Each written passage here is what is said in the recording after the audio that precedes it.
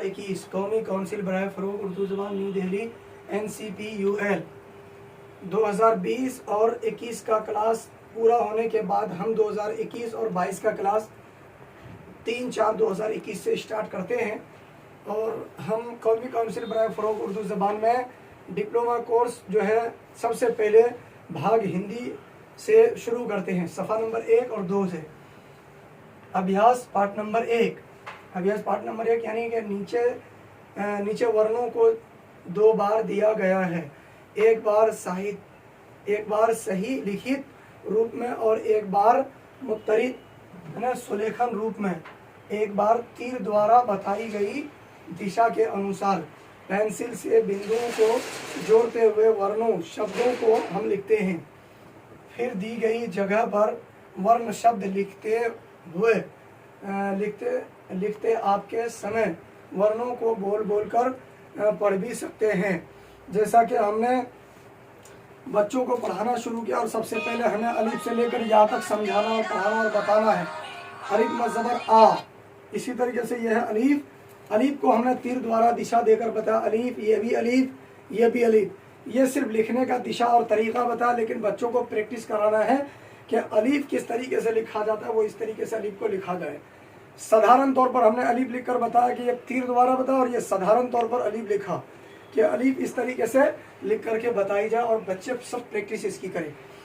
ये भी अलिफ ही है, लेकिन इसके ऊपर हमने मद दिया और मद डाल करके हमें समझाना ये है कि अब तक तो हमने बोला कि अलिफ, अब हमें अगर बोलना है आ, तो हम आ कैसे बोलेंगे, तो उसके ऊपर आ जाएगा मद। मद को तीर द्वारा दिशा देकर बता रहा है कि मद इस तरीके से टाइप होता है और लिखा और बनाया जाता है। अलिफ मज़बर आ, अलिफ मज़बर आ, अलिफ मज़बर आ, अलिफ मज़बर आ, अलिफ मज़बर आ।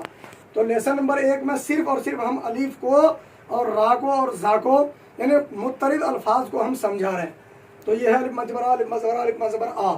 इसी तरीके से साधारण तौर पर जो है हम अलिफ मज़बर आ लिखते हैं, वो इस तरीके से लिखकर चले जाते हैं। पहले हमने निशानदेही करके बताया कि अलिफ मज़बर आ इस तरह लिखा जाता है।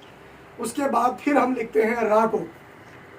जब हम रा को लिखते हैं तो रा को लिखने में ऊपर से खींचकर नीचे उसको तीर दिशा बनाई दी जाए।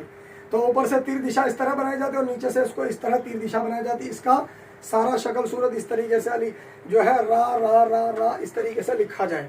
उसके बाद रा के शक्ल सूरत वही है, लेकिन सिर्फ उसके अंदर एक नुक्ता डाल दिया जाए तो वो क्या हो जाएगा, जा हो जाएगा। बच्चों को नुक्ता भी समझना बहुत बेहद ज़रूरी है। अगर नुक्ता समझ में ना आए तो उसको रा और जा का कुछ पता नहीं चलेगा। इसलिए है शक्ल दोनों एक ही, लेकिन इसके अंदर सिर्फ एक नुक्ता आ गया तो ये रा नहीं फिर जा हो जाएगा। ये जा जा जा जा जा है। उसी तरीके से हमने इसको रा पढ़ा। अब हमें अगर बड़ा रा लिखना है, जैसे सड़क वाला रा है ना, तो उसके ऊपर छोटा वाला तोय का निशान देकर हमने उसको बड़ा रा बना दिया। जैसा कि रा हिंदी में रा आता है ना, रा, इसी तरीके से बड़ा रा आ गया। ये रा रा रा रा रा रा रा रा। और जा तो हमने समझा ही दिया। इसी तरीके से अगर हमें फिर जा अगर समझना हो, बड़ा वाला जा, कलकला वाला जा, तो उसके अंदर 3 नुक्ता डाल दिया जाए। कितना? 3 नुक्ता डाल दिया जाए। 3 नुक्ता डाल देते थे वो बड़ा ज गिरा जाएगा, समझे? 3 नुक्ता डाल दिया जाए तो वो बड़ा ज गिरा जाएगा। इसी तरीके से हमें इसको बड़ा ज तस्वुर करना है। कलकले के साथ इस जा को पढ़ा जाएगा। लिहाजा पहले लेसन के अंदर 3/4/2021 को हमें अलीफ ही समझाना है कि अलीफ क्या चीज़ है। अलीफ और बा और ता ये जब तक हमें समझ में ना आए तब तक हम आगे बढ़ नहीं सकते। लिहाजा हम सबसे पहले अपने सबक को हिंदी के माध्यम से अलीफ और बा को समझें। कर दो।